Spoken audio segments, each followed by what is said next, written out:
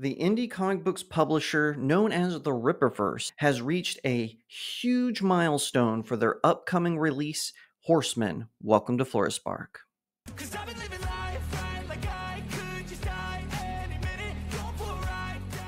Hi everyone, my name is Jacob Berry. Welcome to the StudioJake vidcast where I talk about all things pop culture. Be sure to like, share, subscribe, and if you're watching on YouTube, ring that little bell so you get notifications, and consider becoming a channel member.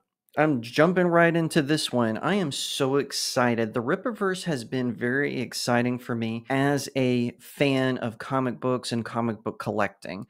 It has blown away all my expectations, and I am so excited to see what is next. And what is next is Horseman. Welcome to Florida Spark. I'm just going to refer to it as Horseman from this point forward, just so you know.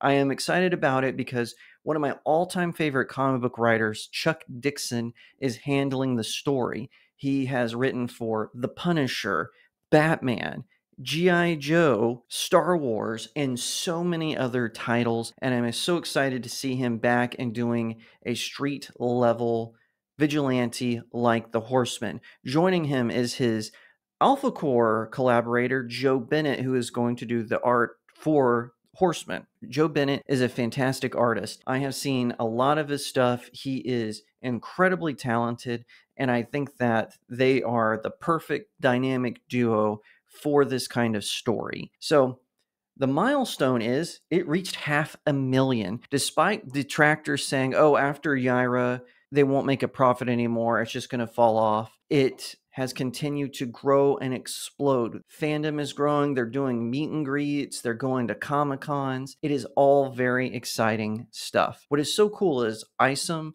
2, and Yaira, and I believe Alpha Core were all million-dollar projects. In fact, Isom 1 was multi-million-dollar project, which was really cool. So before that happened, a lot of the detractors were saying, oh, they're going to start tapering off, they will barely make a profit, and then they're going to have to do all these weird sales and merch, and it's not even going to be about the comics anymore. Not so. Eric July, the founder of Rippaverse, is continuing to push it forward. There's a bunch of new releases coming out very soon, including another edition of the Rippazine. There's going to be Isom 3 and a new character called Bloodruth, who was introduced in Isom 2. So yeah, there's a lot of stuff coming from the Rippaverse, and I'm very excited. I believe he said eventually he would like to get it where they do one a quarter, which is what they do now, although they've done a little above and beyond that this year, and then eventually they want to do a monthly release. I'm all for it. I haven't been this excited for comics in a long time. Now, other people obviously are doing exciting things in the comic book world. My good friend C.S. Johnson, she's doing her Discord campaign, which just wrapped up. It's the sequel, Discord 2.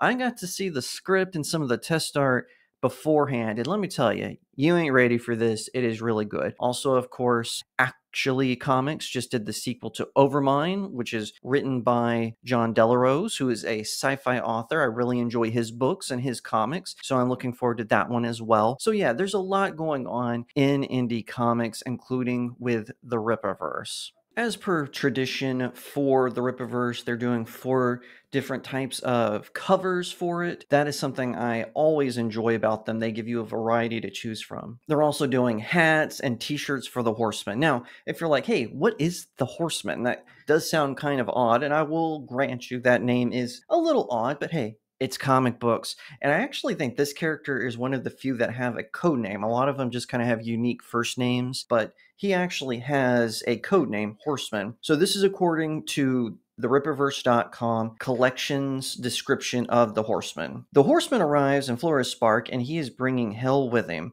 A street-level vigilante unafraid to pull the trigger and take out the trash. He makes up for his lack of acceptabilities. That's what they call like their version of mutants or metas. He makes up for his lack of acceptabilities with sharp strategy and elite military training. After returning home from his tour of duty, the war for Hector Lee Caballero never truly ended. Now, under the guise of the Horseman, he uses his finely honed skills to protect the innocent and create a better, safer world for his loved ones, by any lethal means necessary. His secret identity remains hidden even from his family, but when he captures the wrong kind of attention from heavy hitters in the criminal underworld, he is forced to relocate to Florida Spark for their safety.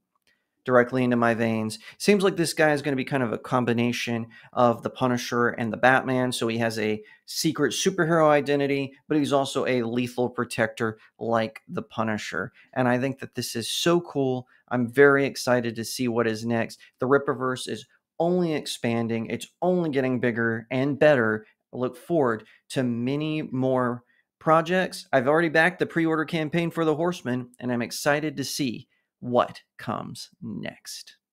If you like that video, be sure to give it a like, share it out to all your friends, tell them what you think, and leave me a comment so I know what you think. Don't forget to hit that subscribe button, and if you're watching on YouTube, ring that little bell so you get notifications when I post a new vidcast, and consider becoming a channel member where you get exclusive perks. If you don't want to support me on big tech, head on over to my locals community. The link is in the description of the video. It's kind of like a Patreon or a Subscribe Star where you can give me tips for articles that I post there or become a monthly subscriber. You can also pick up one of my novels. I've got Cacophony, the Seven Royals series, and my latest one, Blessed Child. They're all available on Amazon. Just search my name, Jacob Berry, and the title of the book, and leave me a 5-star review after you read it. Once again, thank you so much for watching, and I'll see you next time right here on Studio Jake.